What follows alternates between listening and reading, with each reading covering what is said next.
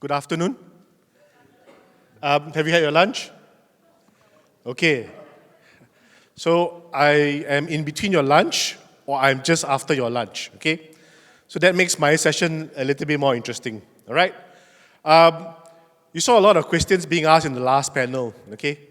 But I've got a couple of questions for you, all right? And I think that frames our conversation today. Okay, the first question I'm going to ask the room here is this, very simple. Anybody invested in China in the last 12 months, please put up your hands. So, very, very few people have invested in China. Okay, that's one. Then I've got three subsequent questions, all right? Now, you see a lot of conversations about AI. You see a lot of conversations happening. It's not a term that is it's not a term that's not unfamiliar to everybody here, okay? So let me look at this room. Do you think they will use more AI or less AI next year? Anybody disagree? Put up your hands. Okay, good. Second question I have is, when it comes to EVs, do you see more EVs in the roads, Singapore, Malaysia, Thailand, Indonesia, or less EVs? How many people disagree? Please put up your hands. Okay. My final question is quite interesting. The situation in Strait of Hormuz, is it beneficial or negative for China? How many people think it's beneficial? Please put up your hands. Oh, interesting. How many people think it's negative? Okay, so the rest of you are listening to my presentation and you will decide later, correct? Okay. So let me introduce myself. My name is Shankar. So it's very interesting. Today you're going to listen to an Indian guy talking about China, all right? Okay, but we have a very close partnership with Ping An. So that's why our product is called Ping An. So we work with Ping An for both active and passive funds. So which means that over the last 12 months, I had the benefit of working together with Ping An to understand what is happening in China, specifically what's happening onshore China, and why this thing is so exciting and interesting. Okay? So we started this journey, and I've done this over the last 12 to 24 months. When I first started talking about this, it's just a normal technology story. Everybody understands it. It's the same. But as I go and I speak, I talk to people, talk to the guys at Ping An, this is something really, really once in a lifetime. Okay? Would it overshoot? Definitely overshoot. Would it be overpriced? Definitely it'd be overpriced. Will there be volatility? Confirm. But this opportunity, it's an extremely rare opportunity, and there are many, many ways that you can invest in them. Okay? Now, my ETF here today, everybody that you have spoke to is the smallest ETF. It is the smallest ETF. But it is, I believe, the most exciting as well. All right? My returns over the last 12 months, it's 100%. Okay? Would it do 100% again? I don't know. I have no idea. But what I'm going to say is that it is a very exciting product. So I'm going to divide this presentation into two parts. The first part here, and I think this is purely for knowledge, purely for information. If you choose not to buy my fund, you choose to buy another Chinese tech fund, be it. This is something that we really, really want to go and share. It is exciting to me, and I hope it's exciting to you. The second part, that's how I get paid. Let me talk a little bit about my solution. If it makes sense to you, please consider it. Okay? So, what you're investing ultimately is the future of China. And that future of China is very important for this region because it will impact all of us. All right? If you don't believe me, the number of EV cars that you have here, number of Chinese shops all around, China influences this region more than anything else, and what's happening in China today is going to drive this whole region and China over the next 5 to 10 years. Okay? So, it all goes back to a single point. It's when China launched DeepSeek. Okay? From that point onwards, China stopped becoming a manufacturing-focused country into a technological-driven country, specifically hardware. Okay? With that, the Chinese government has come out to support the policies. This is important for us. It's important for our country. And the reality is that there is an AI race for the superpowers. That's very, very important. That labels the foundation. Second, what happens is that you're going to see the new China coming out. Okay? There's going to be a very different part of China. Anybody been to China recently? Anybody taken a train? Anybody taken a delivery in your hotel? It doesn't go up by a person, it goes up by a robot. It is a very, very different China today than it was 10 years ago, 20 years ago, and what you're investing through is really, really the future. And specifically, what they're moving towards is high-level technological self-reliance, self-improvements, and this is core to the government. So why is that important? Once the government believes in it, there will be investments and there will be a lot more focus. So DeepSeek was a movement and the country is pushing forward and pushing forward fast. Now, the reality is that actually China is behind. 2025 will be the first year that Chinese put major infrastructure spending into AI and technological infrastructure in China. Okay?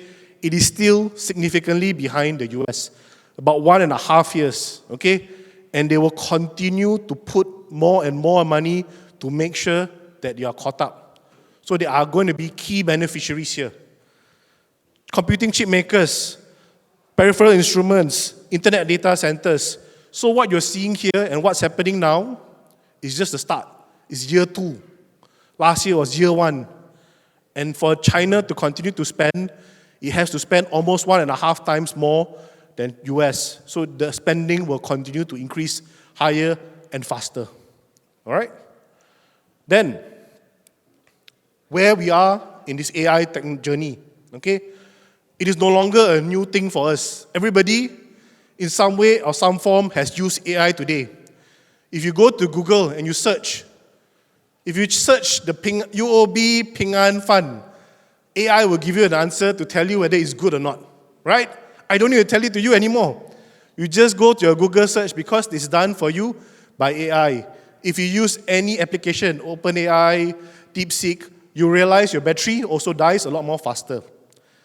What's important is this. It is at a point where it now moves into the next wave, where it goes on to next technologies, it gets adapted into other things, hardware, software, real businesses, and that means that that's where you will see a mass increase in terms of AI spending.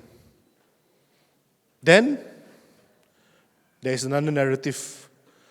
China will not do it the way that the US does it. Doesn't mean that the US way is better or the Chinese way better. It is just that they will have a different path. Same thing, right, with your phone. Some people use iPhone, some people use Androids. And you will have this form of A and B. Both will survive, both will be unique, but we believe in this region.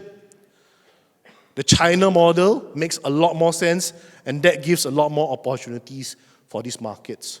So where we are today, the difficult part is done. AI is not something that people don't know about. Everybody is aware, everybody's using it. Adoption is going to increase, and you are going to see a very specific Chinese-driven narrative going forward. All right? Now, everywhere you read, you see there's AI spending is increasing. The guys at Ping An believe this spend will be like no other spend in the history of humans. This will be a once-in-lifetime revolutionary spend, okay? You're looking at about, just in 2026, it was 600 billion, and the global AI expenditure is expected to hit 3 trillion by 2030. That's a compounded growth rate of 31%. Every year, it increases by 30%, again, and again. And this is bigger than the previous expansions. Internet in the 1990s, mobile internet, and there are many, many different forms in it, okay? Inference chips, interconnection, memory, power, cooling, data center, everything that we want to live today and how we want to live in AI, everything has to be rewired. Okay? Let me ask you a question. Anybody here still have a physical phone line at home. 20 years ago, 30 years ago, it's impossible to live like that because the reality is that technology has changed so much, and the reality is that what we see with that will happen with AI itself. And that is the huge opportunity in this market. All right? Now, how does China play AI? So first and foremost, they know why they're going to win, they know where they're not going to win so well. So most importantly, they're going to use AI to big business. I want to be more cost efficient. I want to be able to produce faster. I want to make more money. So that's the AI Chinese model. It is very, very localized. It's used in production hubs. It's used in data centers. It is how we make more money, how we become more efficient, and it is a model that resonates with us in Asia. Okay? You look at it in scale, especially done in regional markets. So you're not saying that I want to hit the whole world. They're very, very practical. It has to be localized, it has to be regional, and that's where we want to hit, that's where we want to win. Okay? This is very, very exciting because we've not really seen the scale of that happen. And we think more and more of this was going to happen. There are a lot of interpretations being done today in the Chinese markets, and you will see those models coming up to the regions in the next few years. All right? Then, it's not a one-trick pony. Where we are and where we're going to move next. So today you've got a little bit of computing, you've got algorithm, but all these things are going to move to the next phase. Robotics, AI agents, inside software. So where we are today really is at the start. There's a lot way to go, okay? So we think that as you move to the next stage, there are 5 things that you want to consider: chatbots, resources, AI agents, innovators, and how organizations are going to be run. All right? Now, this whole part here is something that you can express in any different product. Asia Fund, China ETF, and we really believe this is an exciting story for you. One caveat. Because it's so exciting, there's so much of money coming in, it will be volatile. Okay? So whatever ride that you want to take with China, let me be very clear. If you want a soft ride, the previous session, fixed income, that's the way to go. This will be volatile. Something you can't miss, and because everybody doesn't want to miss it, everybody's going to be in, it will be a volatile ride. So you've got to know a few things. Okay? First, which China do you want to invest in? Generally, there are a few. Hong Kong, China A, the blend, ADRs. The reality is that the A share is where the biggest opportunity is. But you can definitely get it through the Hong Kong markets to do this, but all at different degrees. So you need to do your homework, where you want to invest, how you want to invest, and you have to know 2 things: when you want to enter and when you want to exit. Okay? And these are very, very important questions for you because there will be opportunities in the volatility. Make volatility your friend, right? Okay? So, beyond that, we believe that China will be a big winner. There are other things and there are other vectors of growth that will basically drive the technology market, the Chinese markets, okay? But the reality is that not everything in China will grow. You have to choose the right China, okay? So today, if you look at it, if you run today the world's stockpile of energy, 40% of the whole world's stockpile of energy sits with China. China produces electricity significantly cheaper than European markets, than American markets. Half of the Americans may be at 25% of the cost of this. And when you talk about EV, electrification, this is a very, very important component. Okay? China has invested on a compounded basis close to 7% per annum on power growth over the last 20 years. So which means they have enough energy, enough resources, and they're starting to win other games. So for example, in this case, EV, solar, lithium, this will continue to accelerate. Okay? So that's the fundamental base that we think why China, why tech in China, why AI in China, it's very, very exciting. Okay? Now, is it too late or is it too early? So specifically, we're talking about ChiNext.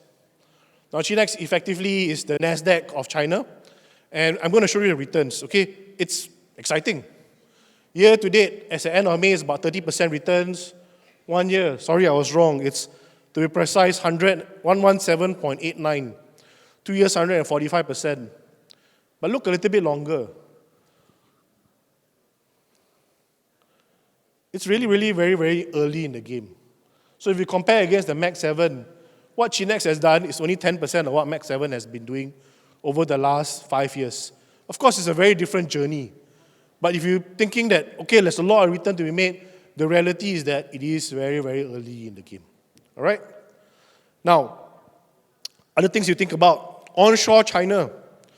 When we speak to our managers there, they've actually changed their points of view. Okay? They have significantly started to increase exposure to technology. So today, generally, an average active manager has an exposure of about 20% in technology. Now, is that high or low? Anybody think that it's high? Let me give you a benchmark. MSCI AC World, global equities. Anybody want to take a guess how many percent is exposed to information technology? The number is 32%. Okay?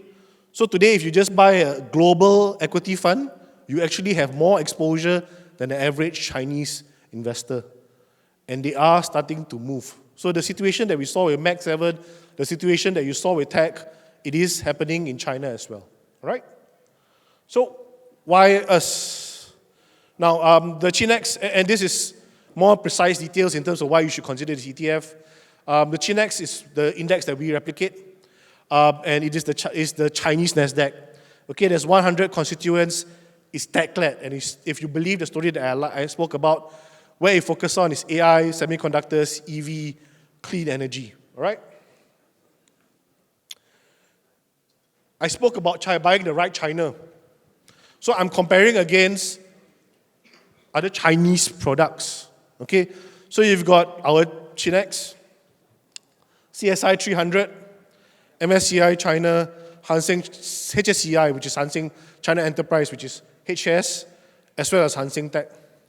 And you can see the difference is significant. So choosing the right China is as important as choosing your decision to make an investment. Not all China will behave the same. If you buy A50, which we have, number one stock holding is Moutai. That's not the China that we're talking about. That's not the China that we're excited about. This is the China that we're excited about. Okay? When you take a step back, I asked you 3 questions, right? Are you excited and you think about that are we going to use more AI tomorrow than we are using today? Everybody agreed. Do you expect to see more EVs? Everybody agreed. Okay? And this is a market that really, really drives it. From a valuation point of view, the PE is at its 30th percentile in its own history, so which means that 70% of the time it has traded higher or more. Okay? So if you like this story, you like this, the valuations are relatively sensible. Where's the major weights? 80% of it is in these 3 markets: industrial, telco, information technology. And what's critical here? The information technology is exposed more to hardware as opposed to software. So really people who are disrupting the disruptors. All right?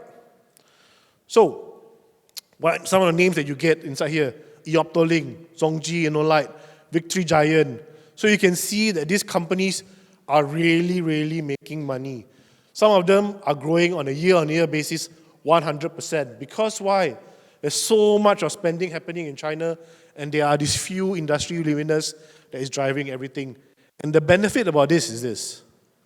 When you buy our ChiNext, you don't need to pick a winner. Everybody is inside there. It is a basket for you, it's well diversified, and it will give you a good participation in this story. Okay, this is our top holdings. And let me just go through and summarize these few things. Okay? For those of you who haven't had your lunch, please have a fast one. There's another exciting speaker after this. It's available in Sing dollar, so I think that's a benefit for this ChiNext. You don't need to convert to renminbi. You don't need to convert to other currency. Please buy it with our partners here at FSM Global, okay? SRS eligibility, no minimum trade size lot, and it is an EIP product, all right? Oops.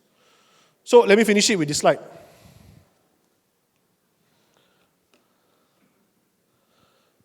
If you forget whatever I said about my ETF, please go back and do your research on Chinese tech. It is very, very exciting. Obviously I've been to Singapore, Malaysia, Thailand. Everybody that we speak to have done their own homework and they are equally excited about this opportunity. I really believe this is generational, this is once in a lifetime, and there are many, many ways that you can express it. The momentum is there, but there will be volatility that comes with it. Know which China you're going to buy. My ETF represents a good way to translate it, but that's not the only way. So I'm really excited that we are able to share this. I hope you go back and do your research. I hope that going forward you do get some kind of exposure into China because we really, really think that's something that you can do. Because the first question that I asked this room was that how many people have invested in China? If I looked at the whole room, and if you were truthful, only 10% looked at it.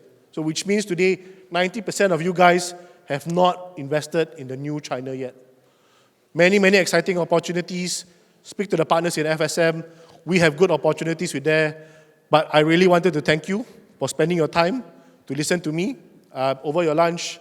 And I hope this is an exciting session. Thank you very much.